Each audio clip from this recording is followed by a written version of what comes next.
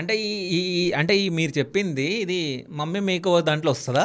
మామీ మేకోవర్లో కూడా వస్తుంది. మామీ మేకోవర్ అంటే ఏంటంటే బాగా ట్రెండింగ్లో ఉంది మామీ మేకోవర్. మేము కూడా వారానికి ఒక కేసు అన్నా మాకు వస్తుంది. ఓకే. సో మామీ మేకోవర్ అంటే ఏంటంటే ప్రెగ్నెన్సీ ముందు ఎలా ఉన్నారో ప్రెగ్నెన్సీ తర్వాత వచ్చిన చేంజెస్ని కూడా కరెక్ట్ చేసి ముందు దాకా తీసుకురావడాన్ని మామీ మేకోవర్ అంటాం.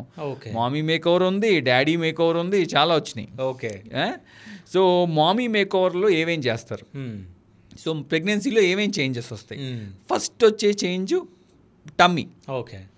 టమ్మీలోనే కదా బేబీని మోసేది.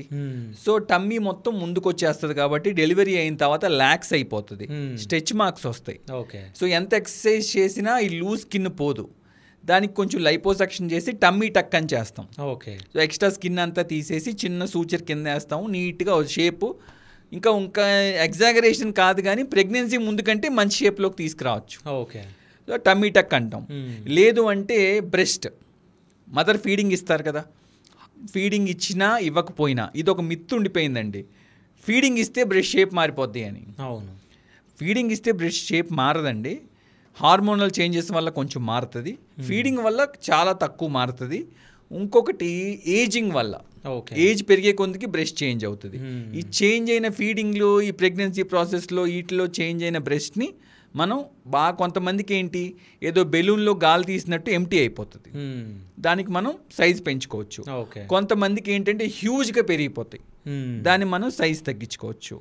ఇది కాకుండా ప్రెగ్నెన్సీ అనేది చాలా పెద్ద ప్రాసెస్ అండి. అసలు అది దట్స్ ఏ బిగ్ ప్రాసెస్. మనం మేల్స్ అయితే అసలు దాన్ని చేయలేము. అంటే దేవుడు మనకి ఇవ్వలేదు కాబట్టి, ఒకవేళ ఇచ్చుంటే మనం ఆ ప్రెగ్నెన్సీ అనే ప్రాసెస్ని తీసుకునే వాళ్ళమో లేదో కూడా మనకు తెలియదు.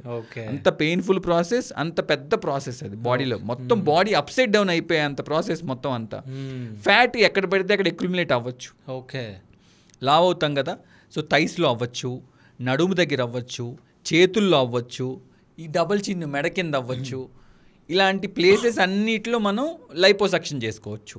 లైపోసక్షన్ చేసి చేతులు లావ్ అయితే చేతులు తగ్గియటం, హిప్స్ లావ్ అయితే హిప్స్ తగ్గియటం, నడుము దగ్గర లావ్ అయితే నడుము తగ్గియటం, ఇవన్నీ చేసుకోవచ్చు. ఇది కూడా మామీ మేకోవర్లోనే వస్తుంది.